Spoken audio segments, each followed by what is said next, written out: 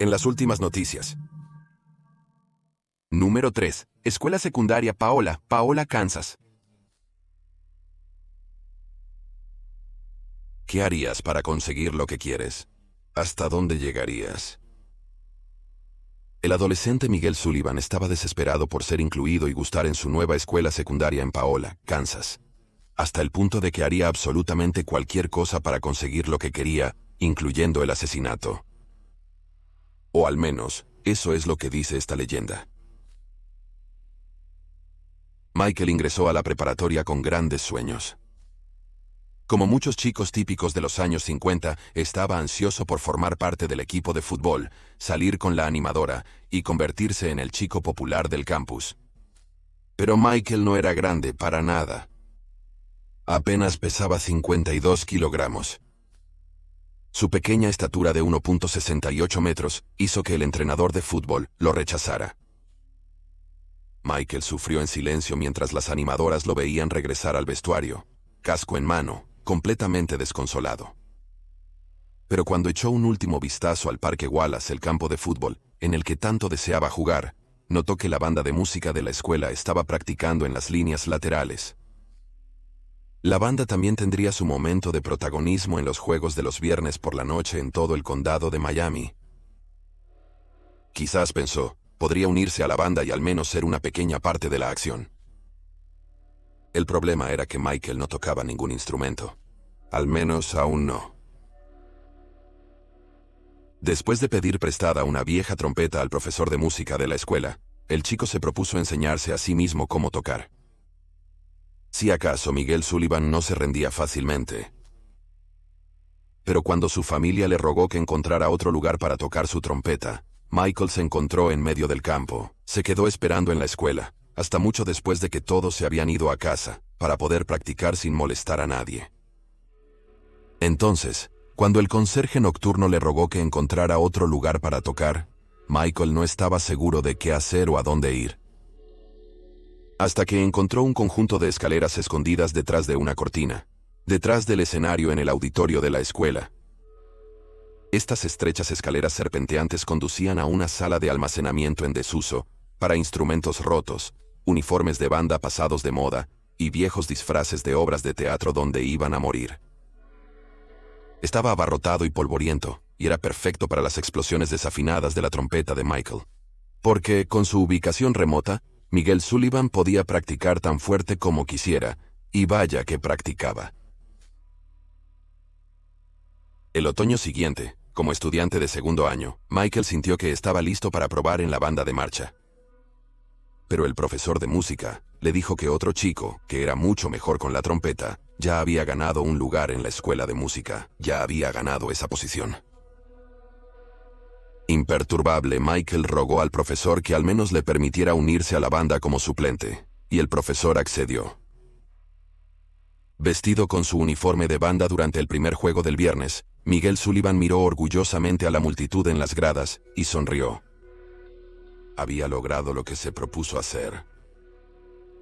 Pero cuando llegó y pasó el medio tiempo, Michael se encontró sentado solo en el banquillo, mientras veía al otro chico tocar solo tras solo. Michael ni siquiera sacó su trompeta de la funda. Y eso, pensó, tenía que cambiar. Un poco después, Michael y su rival estaban practicando en el campo de fútbol después de la escuela, mientras el profesor de música observaba.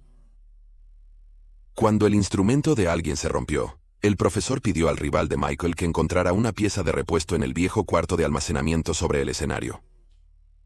Michael también se ofreció voluntario.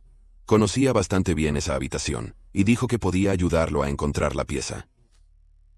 Pero mientras los dos chicos subían la estrecha escalera del cuarto de almacenamiento, Michael sintió que tenía una oportunidad para hacer realidad sus sueños. Cuando llegó a la cima de las escaleras, con el otro chico detrás de él, Michael, en un arrebato de ira y celos, intentó empujar al otro chico por el largo tramo de escaleras abajo. Pero su plan falló. De alguna manera, el otro chico logró estabilizarse, y Michael perdió el equilibrio en su intento de asesinato. Él mismo cayó por las escaleras, aterrizando en el escenario de abajo con el cuello roto y su corta vida detrás de él. Todos en el pueblo, incluyendo al otro trompetista, pensaron que simplemente era algún tipo de accidente extraño. Nunca pareció que Miguel Sullivan fuera el tipo de persona que quisiera intentar lastimar a alguien a propósito, pensaron. Pero en el más allá, el último juez de Michael conocía la verdad. Y quizás por eso, en la escuela secundaria Paola en Paola, Kansas, el fantasma de Miguel Sullivan está condenado a permanecer en la tierra hasta el día de hoy. Como cuenta la leyenda local, aquellos que trabajaban detrás del escenario en las producciones escolares escucharon más tarde golpes provenientes de la escalera ahora sellada. Y según el libro, Kansas Encantado de Lisa Heights, las personas que pasan por el antiguo preparatoria de Hutchinson Sur tarde en la noche, a veces han escuchado los sonidos etéreos de una trompeta lamentándose, quizás un poco desafinada, y nunca mejora.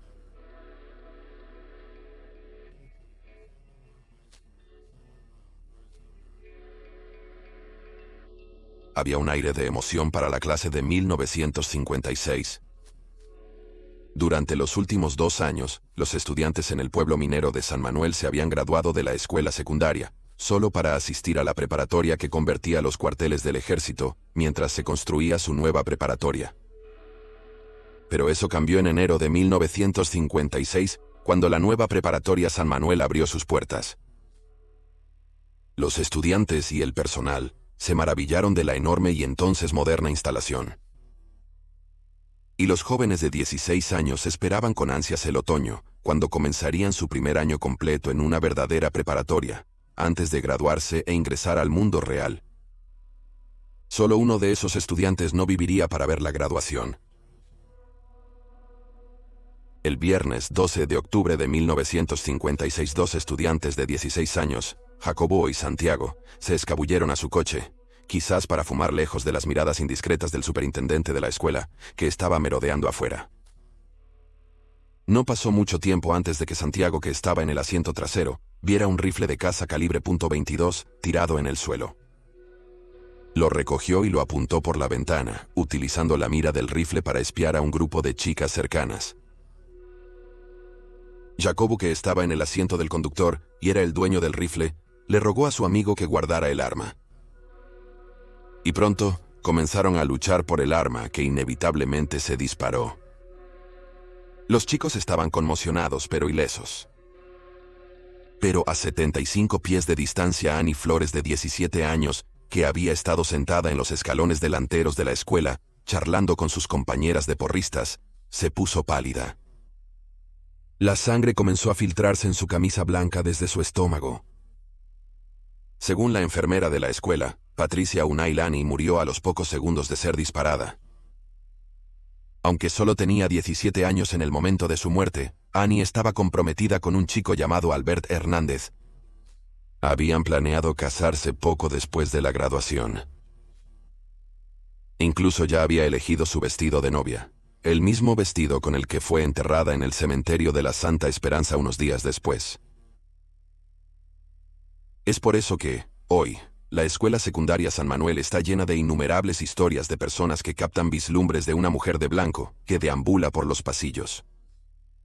En el sitio web Fantasma de América, un usuario llamado Jacobo relató que una vez vio al fantasma en el oscuro auditorio de la escuela. Ella estaba en la cabina de proyección con paredes de vidrio, fluyendo de un lado a otro entre el vidrio. Luego, antes de que la figura cruzara completamente la ventana, 2 chicas que estaban a pocos pies de distancia comenzaron a gritar. Escribe Jacobo. Parece que ellas también vieron a Annie. Cuando un profesor se apresuró a ver cuál era el problema, los estudiantes le contaron lo que habían visto. Una rápida revisión de la puerta del cubículo reveló que estaba cerrada con llave, y el profesor era el único que tenía la llave. Jacobo está convencido de que era Annie Flores en el cubículo esa noche. Se dice que gran parte del auditorio está embrujado por ella, escribe, y enfatiza que él y sus amigos no fueron los únicos testigos de la presencia etérea de Annie. Otras personas también afirman haberla visto. Número 1. Clyde A. Escuela secundaria, Irwin, Asheville, Carolina del Norte. En la primavera de 1883, Carlota Snelson estaba enferma. La causa de su enfermedad se ha perdido en la historia, porque Charlotte realmente no importaba. Ella y su esposo eran más que pobres. Eran transitorios, desamparados y desesperados.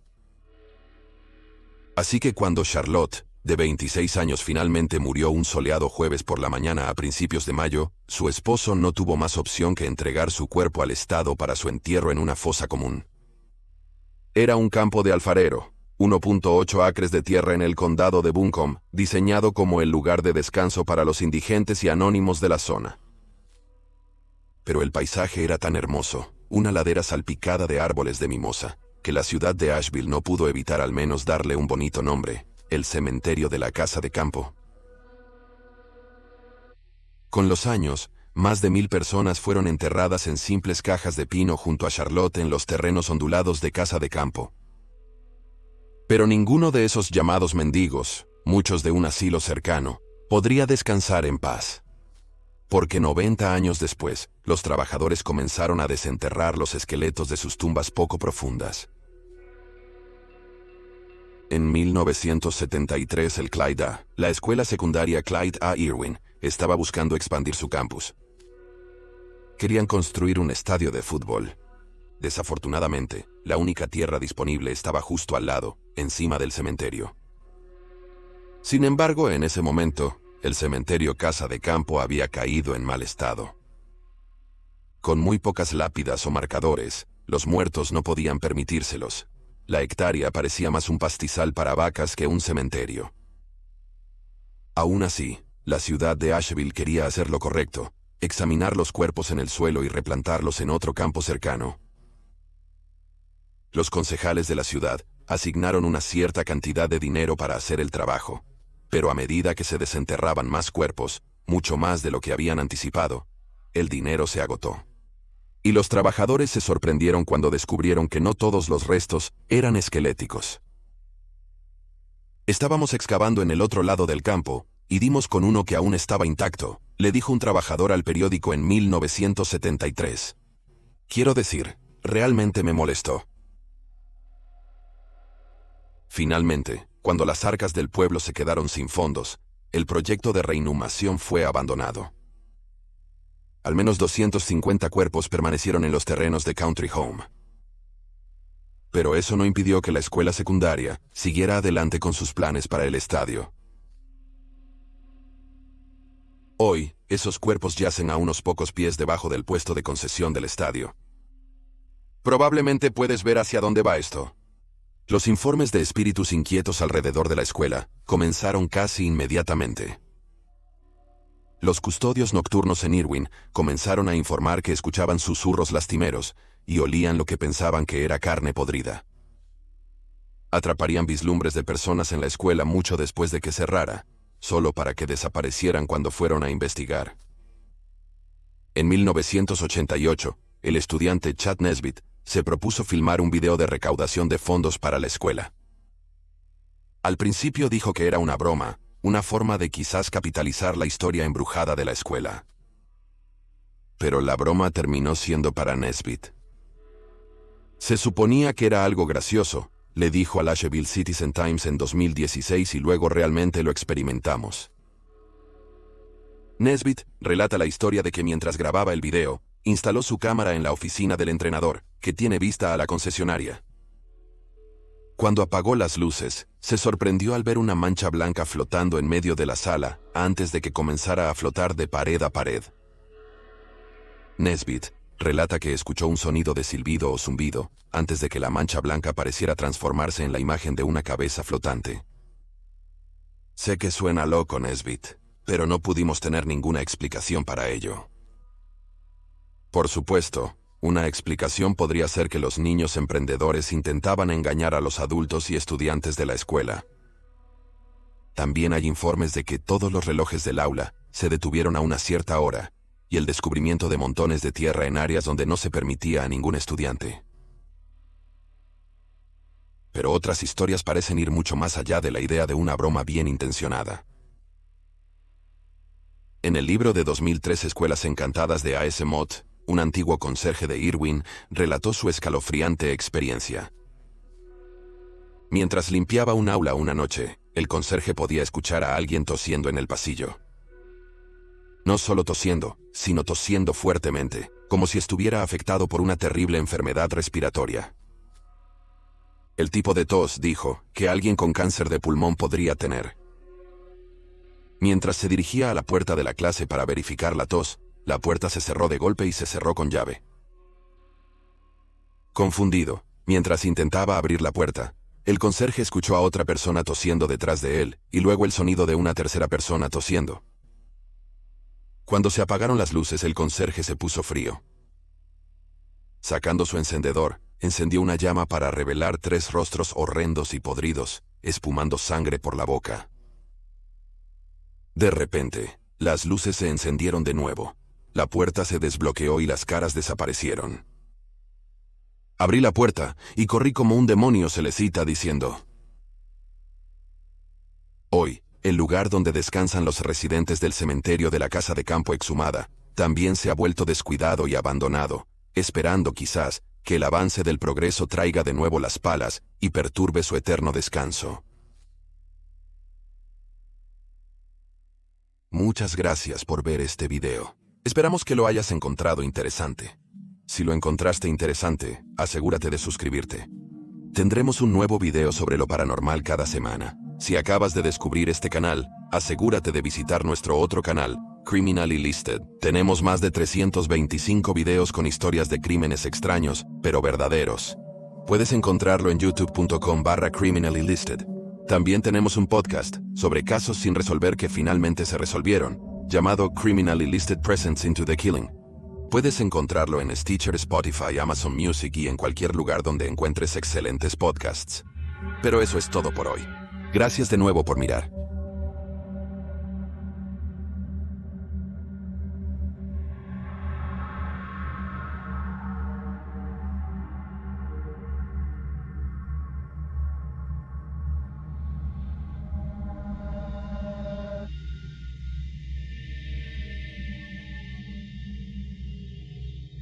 Nos vemos la próxima vez.